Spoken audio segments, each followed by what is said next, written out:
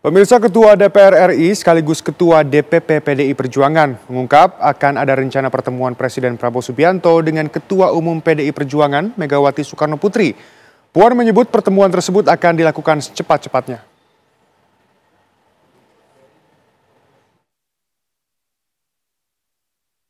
Kabar mengenai pertemuan Presiden RI Prabowo Subianto dengan Ketua Umum PDI Perjuangan Megawati Soekarno Putri kembali mencuat. Hal tersebut dikatakan Ketua DPP PDI Perjuangan Puan Maharani ketika ditanya usai mengikuti upacara detik-detik kemerdekaan ke-80 Republik Indonesia. Ketua DPR tersebut mengatakan pertemuan itu akan dilakukan secepatnya, tetapi tidak dalam waktu dekat karena Presiden Prabowo masih disibukkan dengan rangkaian acara HUT ke-80 RI. Puan juga menegaskan bahwa pertemuan tersebut tidak akan membahas soal peluang PDI Perjuangan untuk duduk di kursi Kabinet Merah Putih, melainkan lebih bersifat silaturahmi. Masih banyak agenda, belum karnaval, belum yang lain-lain, pasti insya Allah akan ada pertemuan tapi nggak hari ini. Kapan besok mungkin atau? Mungkin secepatnya, mungkin aja karena kan jadwal Pak Presiden juga dalam rangka 17-an masih padat. Nggak, setiap pertemuan nggak perlu ada pembahasan serius, tapi bagaimana membicarakan bangsa dan negara, silaturahmi, bertemu, cerita-cerita, makan enak.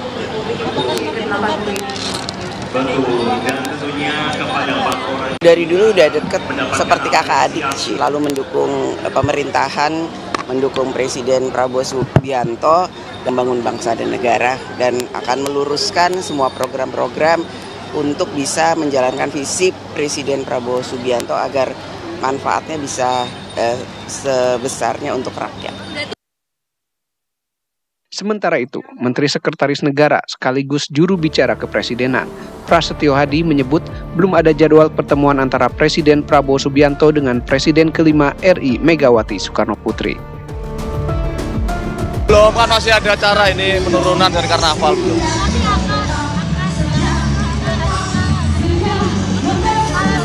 Enggak, belum. Oke, terima kasih ya. Sebelumnya beredar kabar bahwa Megawati Soekarno Putri dan Presiden Prabowo Subianto akan melakukan pertemuan tepat di Hari Kemerdekaan ke-80 Republik Indonesia. Namun pertemuan tersebut tidak terjadi. Saat upacara peringatan detik-detik kemerdekaan ke-80 RI di Istana Negara, Megawati Soekarno Putri menjadi satu-satunya Presiden RI yang tidak hadir. Presiden ke-6 RI Susilo Bambang Yudhoyono dan Presiden ke-7 RI Joko Widodo hadir dalam upacara pengibaran bendera merah putih di Istana Merdeka. Sementara, Presiden ke-5 RI Megawati Soekarno Putri memimpin upacara peringatan HUT ke-80 RI di Sekolah Partai Lenteng Agung, Jakarta. Dari Jakarta, tim TV One mengabarkan. Pemirsa, pidato Presiden Prabowo dalam sidang tahunan MPR, DPR, dan DPD pada 15 Agustus lalu memastikan perilaku serakah nomiks yang dilakukan oknum pelaku usaha akan mendapatkan ganjaran hukuman yang setimpal. Istana mengantongi nama perusahaan yang diduga bermain, memanipulasi, dan melakukan pelanggaran.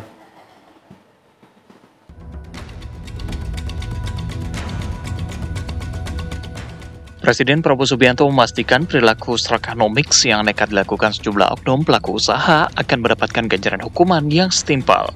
Ketegasan Prabowo tersebut diungkapkan saat Prabowo berpidato kenegaraan dalam sidang tahunan Majelis Permusyawaratan Rakyat MPR, DPR, dan DPD tanggal 15 Agustus lalu. Kami pastikan rakyat Indonesia tidak akan menjadi korban serakah nomiks. Korban mereka-mereka yang mengejar keuntungan sebesar-besarnya, menipu dan mengorbankan rakyat Indonesia, dan membawa keuntungan itu, kekayaan itu keluar dari Republik Indonesia. Ini harus kita hentikan. Prabowo menganggap perilaku serakah nomiks seperti mencari keuntungan sangat besar hingga melakukan penimbunan barang sudah sangat merugikan kepentingan rakyat. Prabowo pun memastikan perusahaan-perusahaan yang masih nekat melakukan aksi penimbunan, manipulasi, dan melakukan pelanggaran akan diproses hukum. Terlebih Istana sudah mengantongi nama perusahaan yang diduga bermain. Sebetulnya kami sudah mengantongi ya. Di lingkup istana itu sudah dikantongi perusahaannya, namanya, dan yang namanya mafia-mafia dalam tanda kutip begitu itu kan nggak mungkin bekerja tanpa bantuan-bantuan dari oknum pemerintah juga. Jadi inilah dia ya, ketegasan Presiden, ini nggak tanggung-tanggung disebut di muka publik gitu. Jadi supaya orang-orang ini betul-betul tobat gitu dan nggak mengulangi lagi serakah-serakah nomiksnya ini. Namun ini menjadi tantangan tersendiri karena menurut Dewan Pakar Apindo Danang Girindra Wardana, jika ingin membereskan masalah ini, pemerintah juga harus membereskan tatanan politik karena ada kemungkinan pejabat yang ikut andil dalam memainkan ini. Iya, membereskan oknum-oknum swasta itu kan juga harus membereskan oknum-oknum birokrasi dan jabatan politik kita.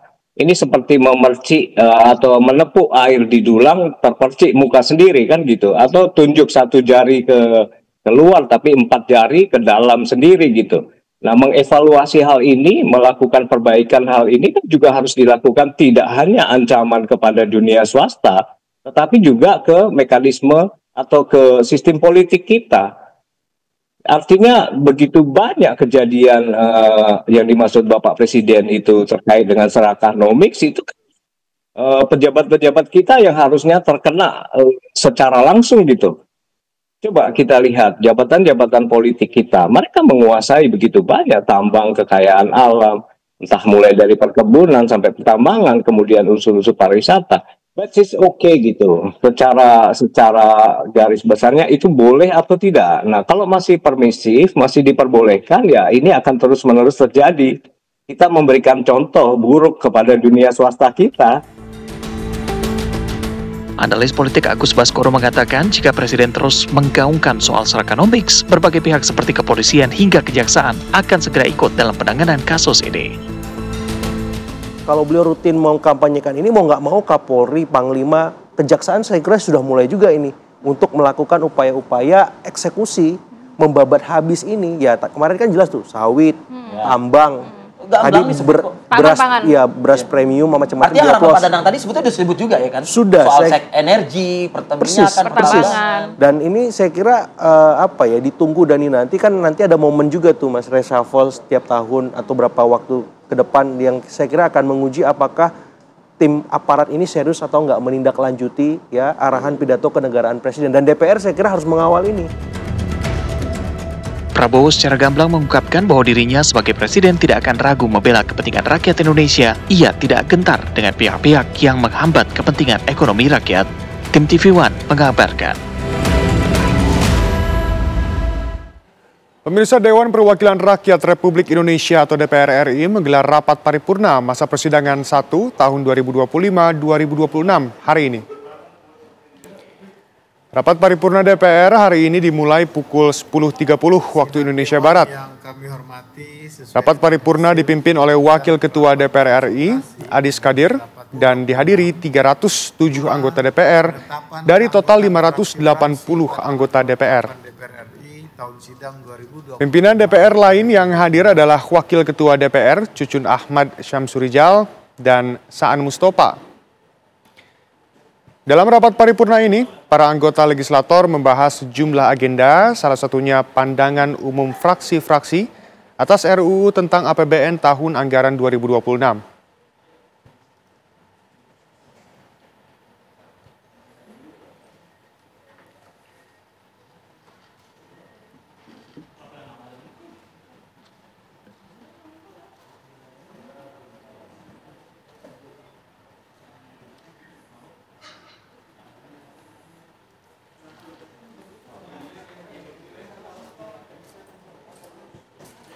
Lalu pemirsa, apa saja hasil dari rapat paripurna DPR hari ini? Kita terhubung dengan jurnalis TV One, Aurelia Zafira. Selain itu juga ada jurnalis TV One Keisha Butar-Butar yang akan mengabarkan rapat banggar DPR dengan Menteri Keuangan.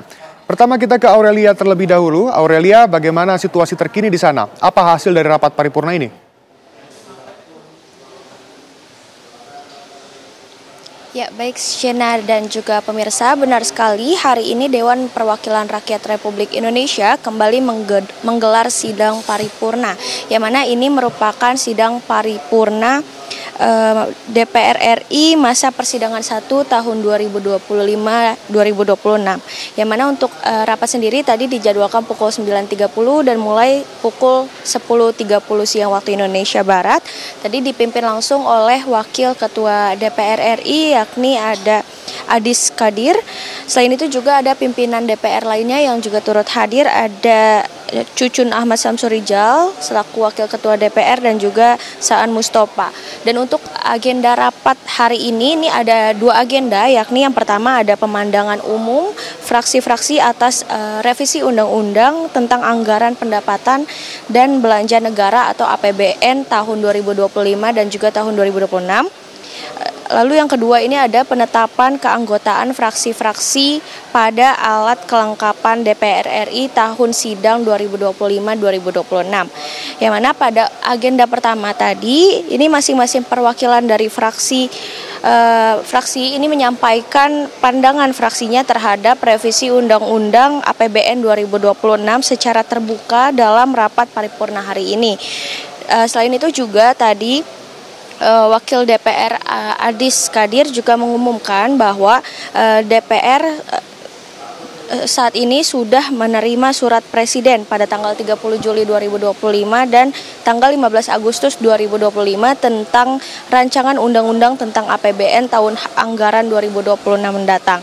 Dan sebelumnya juga pada pembukaan dari masa sidang tanggal 15 Agustus lalu, Ketua DPR RI Puan Maharani juga mengatakan bahwa penyusunan revisi Undang-Undang APBN 2026 memang perlu mempertimbangkan berbagai macam faktor global termasuk ke dalam kebijakan fiskal yang ada pada tahun 2026 mendatang. Sementara demikian, Shena.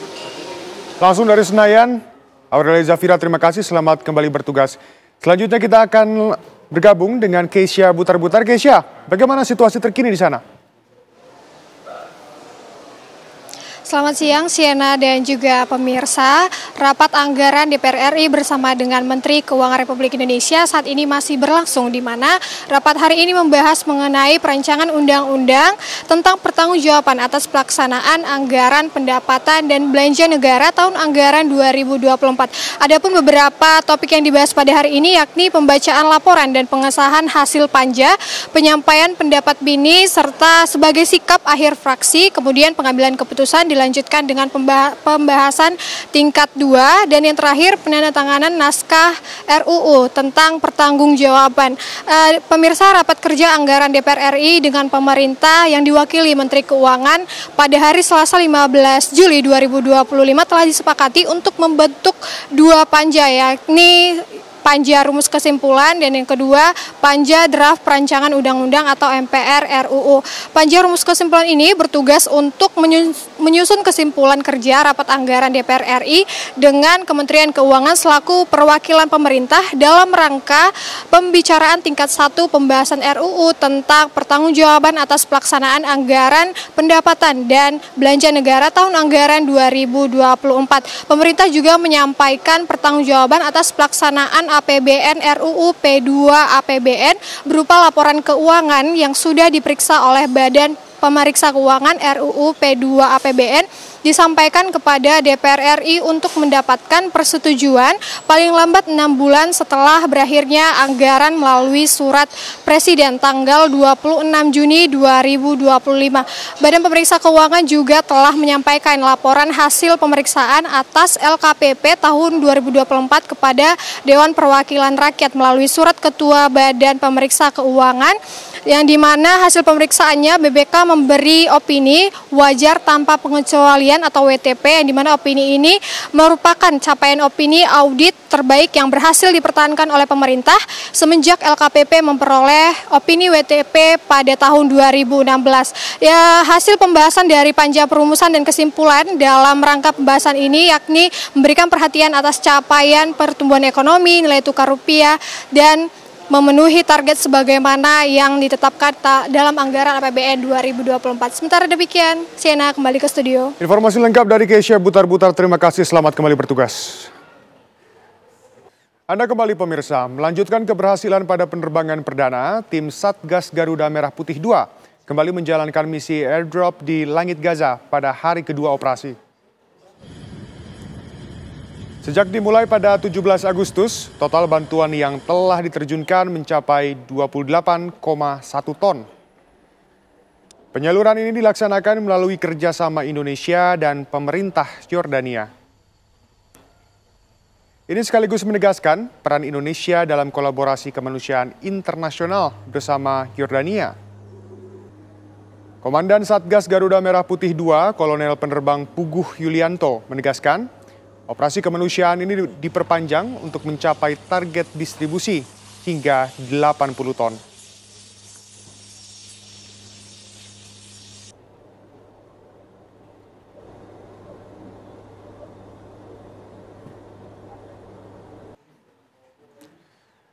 Memasuki hari ketiga operasi, apakah hari ini penyaluran bantuan untuk warga di Gaza akan kembali dilakukan? Kita tanyakan kepada rekan Fahrial Nugraha, langsung dari Yordania. Fahrial, bagaimana situasi terkini di sana? Apakah distribusi kembali dilakukan? Baik, Sena dan pemirsa di rumah, dapat kami kabarkan langsung dari King Abdullah Airbase 2 Yordania, melanjutkan misi kemanusiaan pada 2 hari sebelumnya. Pada saat ini, tim Satgas Garuda Merah Putih tengah melakukan aksi kemanusiaan di langit Gaza melalui sistem airdrop pada misi hari ketiga. Sejak dari operasi hari pertama, tim Satgas telah menerjunkan setidaknya 28,1 ton bantuan kemanusiaan melalui sistem airdrop. Di hari ketiga operasi ini, pesawat yang membawa total 11,3 ton atau terdapat 68 bundel paket logistik, di mana masing-masing pesawat memuat sekitar 34 paket bundel logistik yang nantinya akan diterjunkan di langit Gaza melalui sistem airdrop. Dan dapat kami jelaskan juga, sehingga dengan berjalannya misi hari ketiga ini, maka total bantuan yang sudah didistribusikan mencapai 39,4 ton. Seperti yang kami jelaskan di sebelumnya bahwa Satgas Garuda Merah Putih II, Kolonel Penerbangan Puguh Yulianto menjelaskan bahwa operasi bantuan kemanusiaan ini akan diperpanjang guna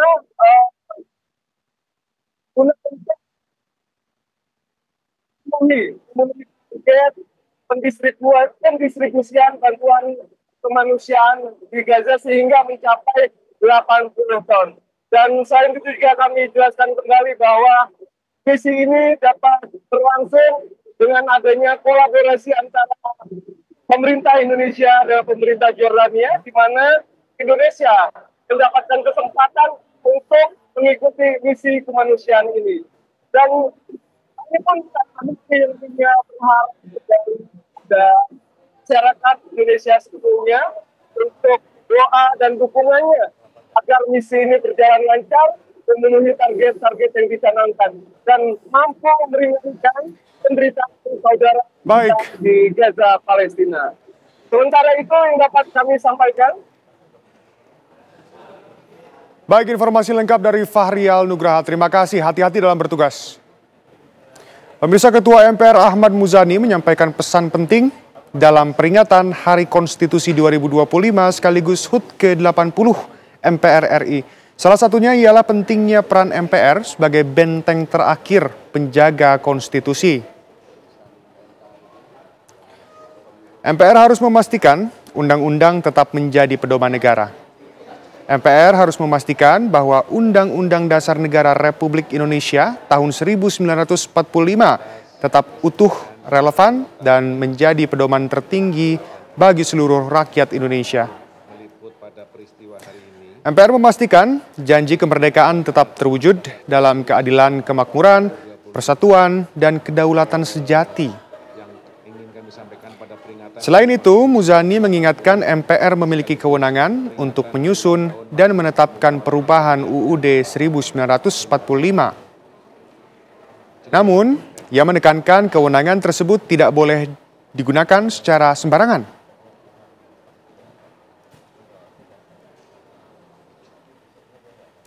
Kita ke kabar lain pemirsa, peringatan hari ulang tahun ke-80 Republik Indonesia di Kabupaten Pemalang, Jawa Tengah berlangsung meriah. Rangkaian kegiatan dimulai dengan upacara bendera yang hikmat dan dilanjutkan dengan konvoi unik yang melibatkan Bupati Pemalang bersama komunitas motor dan masyarakat.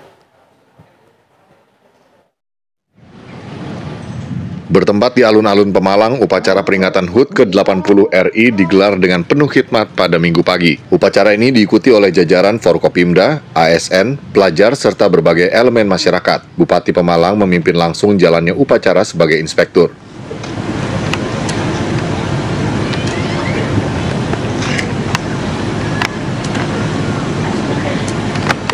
Bupati Anom mengajak masyarakat untuk menjadikan peringatan ini sebagai momentum untuk memperkuat tekad serta mengisi kemerdekaan dengan kerja nyata, inovasi, dan dedikasi untuk membangun bangsa maupun daerah. Rekan-rekan kami dari Merdeka! Pasukan pengibar bendera pusaka yang telah sukses. Pada kesempatan tersebut, Bupati Anom juga menyematkan tanda kehormatan Satya Lancana Karya Satya 10, 20, dan 30 tahun kepada sejumlah ASN, serta menyerahkan remisi umum kepada warga binaan Rutan Kelas 2B Kabupaten Pemalang. Ya, kita harus mengobarkan semangat juang kemerdekaan, kita harus melaksanakan mengamalkan Pancasila, perhatikan pasal 1, ayat 1 sampai dengan 5, perhatikan mana yang belum kita jalankan, pelan-pelan kita laksanakan. Dan yang paling penting pasal 3, persatuan Indonesia, karena ini kolektif, ayo semangat untuk persatuan, membangun, sehingga tercipta keadilan sosial, pasal ayat nomor 5. Terima kasih. Ada pesan untuk generasi muda, Pak, untuk realisasi pendidikan karakter bangsa?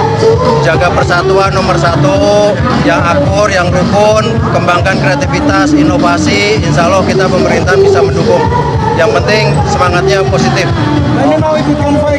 Kita konvoi hari ini, gitu, bersama semua masyarakat. Ya, insya Allah ini menjadi monumen berjalan untuk persatuan dan kesatuan di Kabupaten Pemalang. Puncak peringatan ditutup dengan upacara penurunan bendera pada sore hari yang berlangsung lancar dan penuh hikmat. Dari Kabupaten Pemalang, Jawa Tengah, tim TV One mengabarkan. Bisa Anda kembali di Kabar Merah Putih. Pemerintah Provinsi Jakarta menyelenggarakan pameran lowongan pekerjaan atau Jakarta Job Fest 2025 pada Selasa pagi. Jakarta Job Fest 2025 diselenggarakan selama 2 hari, dari tanggal 19 hingga 20 Agustus 2025 di Jakarta International Velodrome, Rawamangun, Jakarta Timur. Selain Job Fair, juga menghadirkan live showcase, yakni pelatihan tata rias, teknik pendingin, barista, dan pelatihan lainnya. Jakarta Job Fest 2025 ini juga menyediakan mobil pelayanan masyarakat seperti mobil bursa kerja, mobil training unit, KTP Mobile, mobil jemput izin PTSP, samsat keliling, dan perpustakaan keliling.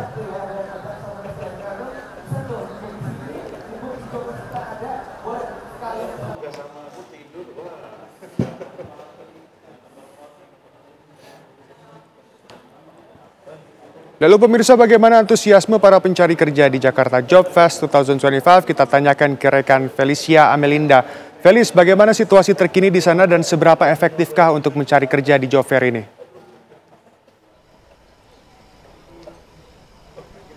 Ya, Shena dan juga pemirsa, benar sekali bahwa pemerintah Provinsi DKI Jakarta ini menyelenggarakan pameran lowongan pekerjaan atau Jakarta Job Fest 2025 yang diselenggarakan di Jakarta International Velodrome, Rawamangun, Jakarta Timur. Dan untuk antusiasme dari para job seeker sendiri memang saat ini sudah tidak seramai tadi pagi maupun tadi siang, karena memang untuk Jakarta Job Fest 2025 ini sendiri sudah diselenggarakan sejak tadi pagi pukul 10 waktu Indonesia Barat hingga nanti pada pukul 16.00 atau pukul 4 sore waktu Indonesia Barat. Sehingga memang untuk para job seeker sendiri sudah mulai berkurang antusiasmenya di hari ini.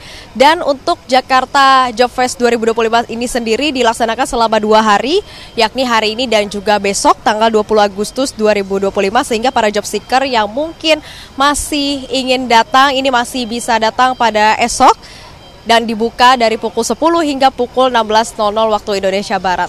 Karena Shena dan juga pemirsa, di Jakarta Job Fest 2025 ini sendiri ada lebih dari 37 perusahaan yang membuka booth di sini dan juga bisa didatangi langsung oleh para job seeker untuk melamar pekerjaan, dan juga ada lebih dari 2.000 lowongan pekerjaan yang bisa langsung di-apply oleh para masyarakat, para job seeker yang datang ke Jakarta International Velodrome Jakarta Timur.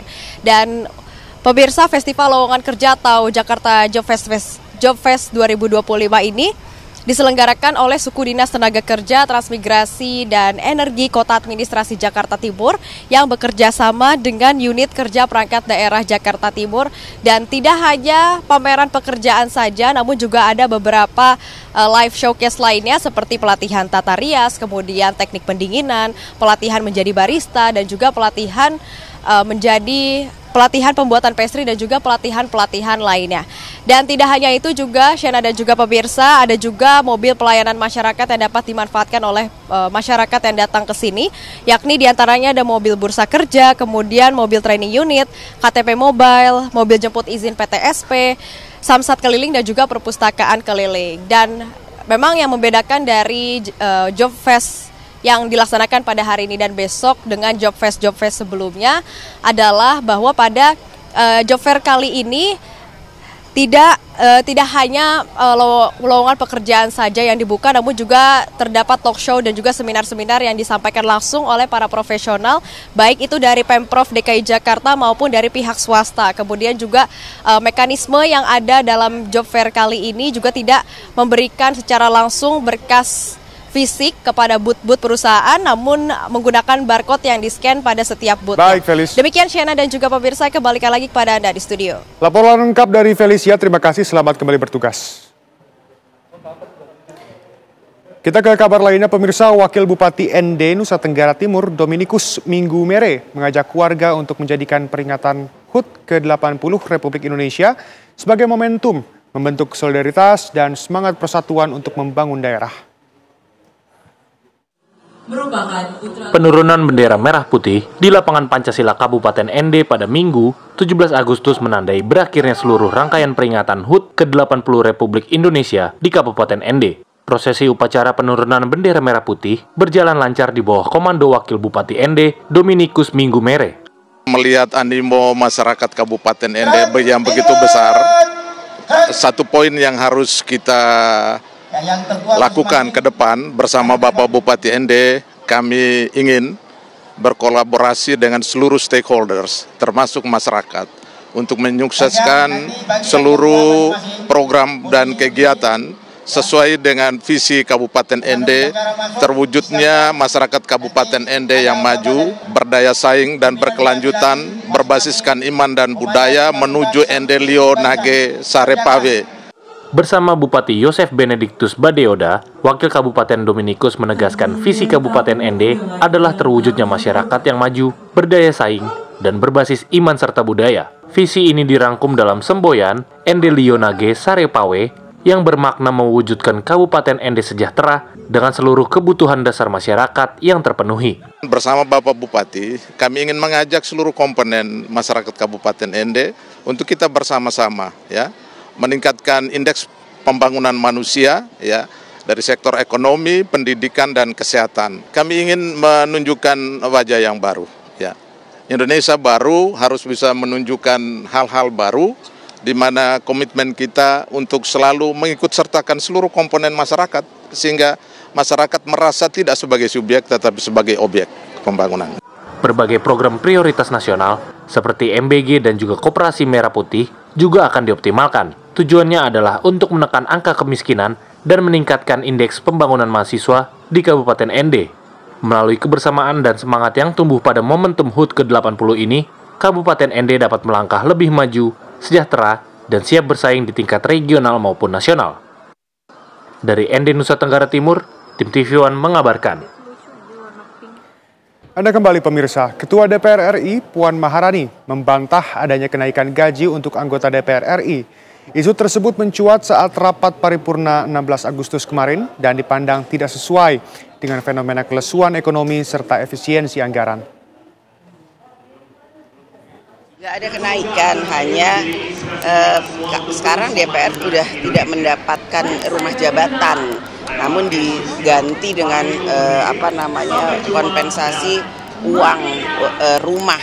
Jadi itu aja. Sekarang karena rumahnya kan sudah dikembalikan kepada pemerintah. Itu aja. Ya, makasih. Ketua DPR RI, Puan Maharani, Kepala BNPB meninjau kawasan terdampak gempa Poso untuk memastikan penanganan darurat pasca gempa serta memperkuat koordinasi dengan pemerintah daerah. Kepala BNPB beserta anggota Komisi 8 DPR RI dan rombongan meninjau beberapa bangunan rusak akibat gempa yang terjadi pada Minggu 17 Agustus. Salah satu yang ditinjau adalah fasilitas pendidikan di SDN Tangkura 1, Poso Pesisir Selatan, yang tidak bisa digunakan sama sekali. Menurut BNPB, selain sekolah, kerusakan paling parah juga menimpa beberapa fasilitas tempat ibadah.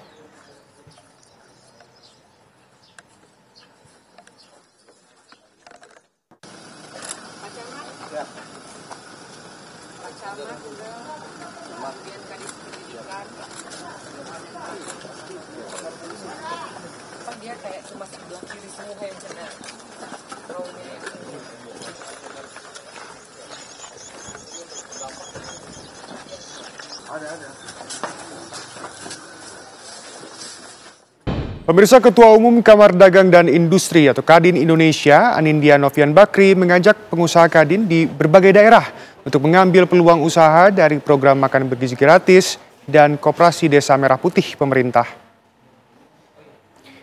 Menurut Anin, program MBG yang rencananya mencakup 30.000 dapur pelayanan yang tersebar di seluruh Indonesia ini menjadi peluang bagi kalangan pengusaha untuk menjadi mitra pemerintah, dalam hal ini Badan Gizi Nasional. Selain untuk menciptakan generasi yang lebih sehat dan produktif, daya manusia yang berkualitas, program MBG juga mendukung ketahanan pangan nasional. Selain program MBG, para pengusaha Kadin juga diimbau untuk terlibat dalam program Koperasi Desa Merah Putih. Ini ada yang menjamin. Apakah ini seumur hidup? Ya tentunya kita nggak tahu. Tapi yang pasti 4 tahun juga program-program pemerintah seperti MBG, sambil kita juga bisa melihat sebagai usaha, kita juga membangun generasi berikutnya. Bahwa bikin 30.000 dapur itu nggak gampang. Di rumah kita satu dapur aja susah, ya kan? Apalagi 30.000. Tapi begitu melihat 80 juta anak kita bisa maju ke depan, ya ceritanya lain lagi. Kita ke kabar lain, pemirsa. Melanjutkan keberhasilan pada penerbangan perdana, tim Satgas Garuda Merah Putih 2 kembali menjalankan misi airdrop di langit Gaza pada hari kedua operasi. Sejak dimulai pada 17 Agustus, total bantuan yang telah diterjunkan mencapai 28,1 ton. Penyaluran ini dilaksanakan melalui kerjasama Indonesia dan pemerintah Yordania. Sekaligus menegaskan peran Indonesia dalam kolaborasi kemanusiaan internasional bersama Yordania. Komandan Satgas Garuda Merah Putih 2, Kolonel Penerbang Puguh Yulianto menegaskan, operasi kemanusiaan ini diperpanjang untuk mencapai target distribusi hingga 80 ton.